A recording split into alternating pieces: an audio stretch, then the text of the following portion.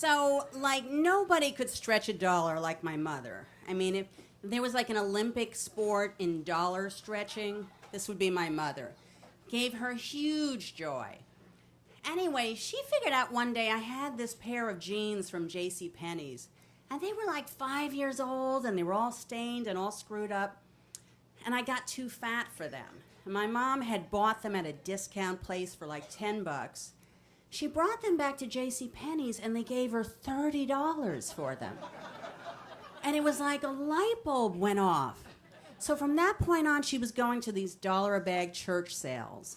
And my mom could do a tuck and roll like nobody you've ever met. She would kind of twist things into the dollar a bag and get like a whole closet full of clothes for $1. Anyway, she would pick out anything that said J.C. Penney's on it. Didn't matter if it was like 30-year-old piece of fakaka something. And then she would drop off her kids. That's us. So I was 10, and my brother was 8, and my sister was 11. She would drop us off at the Monmouth Mall in New Jersey with a piece of this old dollar-a-bag J.C. Penney's clothes, and we had to go and get a refund. And that refund would be what we were living on for 3 hours. She wouldn't come back till 6 o'clock at night. So we would go in, we'd pretend we didn't know each other. My brother would go in, I'd go in 5 minutes later, then would come my sister. We'd get online with this prehistoric piece of crap, and they would give us money, $10, $20, $30. Except that after like 3 weeks of doing this, they started to get wise, and they were like, well, they're just maybe they'll give you a store credit instead. And a store credit really sucked because you can't eat a store credit. You could shop around for a sweater, but then you were starving for 3 hours. Anyway, this was how my mother tortured us. So my brother and I are online, and my sister's shopping around for her store credit, and all of a sudden the police come, and the store detectives, and they arrest my brother and me. They had it in their head that we were shoplifting and returning the merchandise, because nobody could have this much crappy J.C. Penney stuff. My sister is still browsing around to use the store credit, and I scream, Lily, run! Now, a little side note to this is that my sister is fully blown crackers. And one of the way that manifests itself is that she speaks occasionally in the voice of a chicken. Well, this was the very first appearance of the chicken lady.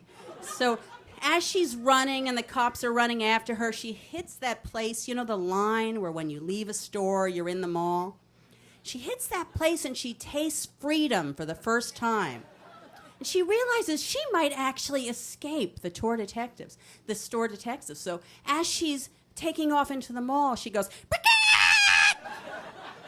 And she dusts the cops. She manages to escape by running up the down escalator, and she gets out of the mall. Meanwhile, they take my brother and I to jail. And I mean, seriously, they put us in a concrete cell with bars and everything. My brother's crying hysterically. I mean, he's 8, he's 48 now. He still cries hysterically.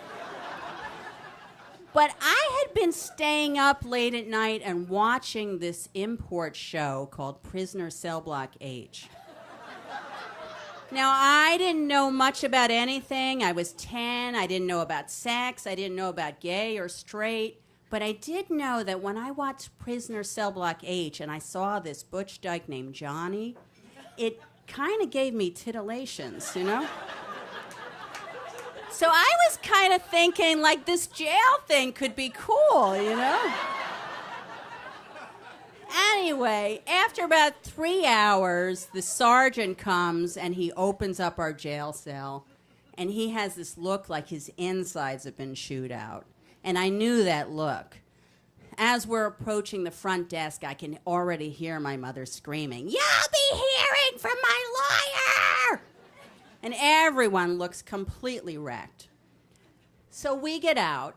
The really cool thing is we get out, and from that point on, we never had to go to J.C. Penney's again.